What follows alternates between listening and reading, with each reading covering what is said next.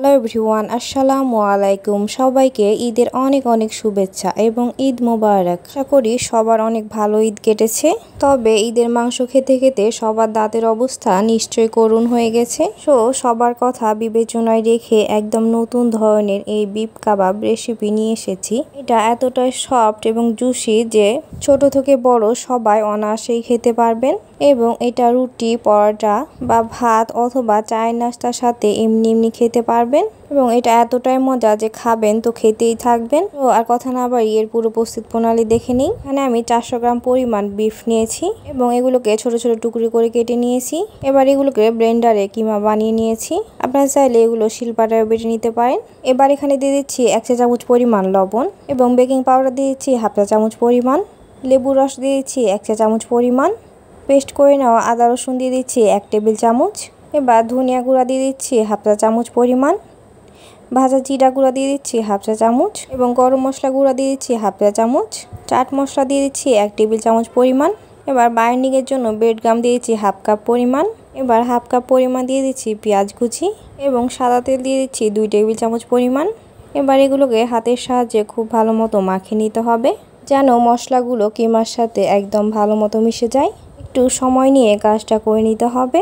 তবে এটা বানানো এতটাই সহজ যে একদম ইজিলি এটা তৈরি হয়ে যায় এবং এটা রেস্টে রাখাও লাগবে না এবং এর মধ্যে বাড়তি কোনো মশলাও লাগে না। এগুলোর মধ্যে যে মশলাগুলো ব্যবহার করা হয়েছে এগুলো প্রায় আমাদের সবার বাসায় থাকে এবং কারো হাতের কাছে যদি চাট মশলা না থাকে সেখানে এখানে 2টা ম্যাগি মশলা ব্যবহার করতে পারেন এবং ব্রেড গাম না থাকলে এখানে টোস্টের গুঁড়া ব্যবহার করতে পারেন। এই তো এটা আবার পুরোপুরি মাখিয়ে নেওয়া হয়ে গেছে এবং মশলার সাথে বিফ কিমাটা পুরোপুরিভাবে মিশে গেছে। এবার হাতে কিছুটা পরিমাণ তেল মাখিয়ে কাবাবগুলো তৈরি করে নেব। এজন্য আমি কিছুটা পরিমাণ কিমা হাতের মধ্যে নিয়ে বল আকৃতি তৈরি করে নিচ্ছি এবং চ্যাপ্টা সাইজের একটা শেপ দিয়ে নিচ্ছি এবং হাত দিয়ে চেপে চেপে এর মধ্যে যদি কোনো ক্র্যাক থাকে সেটা ঠিক করে নিতে হবে, নইলে তৈরি হওয়ার পর এগুলো আরও বেশি ফেটে যেতে পারে। এই তো আমার একটি বিফ কাবাব তৈরি হয়ে গেছে।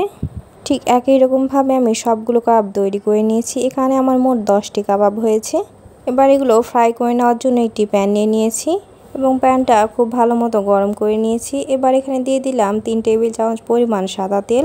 এবার তেলটা গরম হয়ে আসা পর্যন্ত অপেক্ষা করব। তেলটা গরম হয়ে আসলে এখানে বা তৈরি করে রাখা বিফ কাবাবগুলো দিয়ে দিব। আমি একবারেই সবগুলোই কাবাব ফ্রাই করে নেব, এজন্য একে একে সবগুলো কাবাব দিয়ে দিচ্ছি। এই কাবাবটা বানাতে কিন্তু খুব বেশি তেল লাগে না, অল্প তেলে কাবাবগুলো খুব সুন্দর মতো ফ্রাই হয়ে যাবে। এবার সবগুলো কাবাব দিয়ে নেওয়া হয়ে গেলে ঢাকনা দিয়ে 5 মিনিটের জন্য রেখে দেব। এতে করে কাবাবগুলো যেমন সেদ্ধ হয়ে যাবে তেমনই খুব সুন্দর মতো ফ্রাই হয়ে যাবে। এবার ঠিক 5 মিনিট পর ফিরে আসছি। ইতিমধ্যে কাবাবগুলোর একটা সাইডে খুব সুন্দর কালার চলে এসেছে। এবার একে একে সব কাবাবগুলো উল্টে দিব। বেকিং পাউডার দেওয়ার কারণে কাবাবগুলো কিন্তু অনেকটাই ফুলে গেছে, এজন্য কাবাবগুলো অনেকটাই সফট হবে এবং ফ্লাফি টাইপের হবে। এই সময় চুলার আঁচটা কিন্তু একদম লো মিডিয়াম হিটে রাখতে হবে, তাহলে কাবাবগুলো খুব সুন্দর মতো সেদ্ধ হবে এবং এর কালারটাও সুন্দর আসবে। আর যদি চুলার আঁচটা বাড়িয়ে দেন তবে উপরে কালার চলে আসবে এবং ভিতরটা ভালো মতো কুক হবে না। এবার সবগুলো কাবাব উল্টিয়ে দেওয়া হয়ে গেলে আবারও এটা ঢাকনা লাগিয়ে 5 মিনিটের জন্য রেখে দেব। আবারও ঠিক 5 মিনিট পর ফিরে আসছি। কাবাবগুলোর এই সাইডটাতেও খুব সুন্দর ব্রাউন কালার চলে এসেছে। আবারও এগুলোকে উল্টিয়ে দিচ্ছি এবং উল্টিয়ে নেওয়া হয়ে গেলে এগুলোকে একটা সাইডে একটার উপর আরেকটা করে রেখে দেব এবং একটা সাইড ভাঙা করে নেব। ঠিক একই রকমভাবে সবগুলো উঠিয়ে নিচ্ছি এবং একটা সাইডে করে নিচ্ছি। আপনারা দেখে নিশ্চয়ই বুঝতে পেরেছেন এটা তৈরি করা কতটা ইজি। খুব সহজে এই কাবাবটা তৈরি হয়ে যায়। এবার কাবাবের জন্য একটা গ্রেভি তৈরি করে নেব। এর জন্য এখানে দিয়ে দিচ্ছি 1 টেবিল চামচ পরিমাণ ঘি। ঘিটা মেল্ট হয়ে গেলে এখানে দিয়ে দিলাম 1/2 কাপ পরিমাণ পেঁয়াজ কুচি এবং দিয়ে দিলাম 8-10টি কাঁচামরিচ কুচি।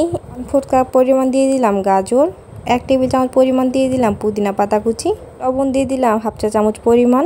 ভাজা জিরে গুঁড়ো দিয়ে দিলাম 1/2 চা চামচ পরিমাণ এবং চাট মশলা দিয়ে দিলাম 1/2 চা চামচ। এবার এগুলোকে 1 মিনিট মতো মিশিয়ে নিব। 1 মিনিট মতো মিশিয়ে নিলে এগুলো এবার পুরোপুরি তৈরি হয়ে যাবে। একটু নেড়ে চেড়ে ভালো মতো মিশিয়ে নিতে হবে যেন মশলাগুলো পেঁয়াজের সাথে ভালো মতো মিশে যায়। এই তো এবার এগুলো মিশিয়ে নেওয়া হয়ে গেছে। এবার এগুলো কাবাবের সাথে মিশিয়ে নিব এবং নেড়ে চেড়ে ভালো মতো মিশিয়ে নিতে হবে। তবে কাজটা সাবধানতার সাথে করতে হবে, নইলে কাবাবগুলো ভেঙে যেতে পারে। একটু সাবধানতার সাথে কাজটা করে নেবেন।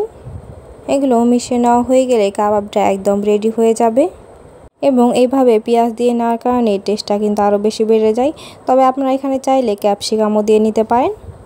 এগুলো মিশিয়ে নেওয়া হয়ে গেলে এটা এবার ঢাকনা দিয়ে 2 মিনিটের জন্য রেখে দিচ্ছি। এবার ঠিক 2 মিনিট পর ফিরে আসছি।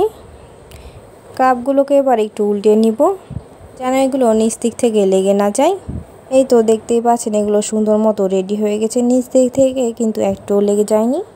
এই তো তৈরি হয়ে গেল এবার দারুণ মজার বিফ কাবাব। আশা করি আজকের রেসিপিটি আপনাদের ভালো লেগেছে এবং ভালো লেগে থাকলে বাসায় একবার অবশ্যই ট্রাই করবেন এবং বিফ প্রতিদিন একই রকমভাবে রান্না না করে এরকম আলাদা রেসিপিতে ট্রাই করতে পারেন।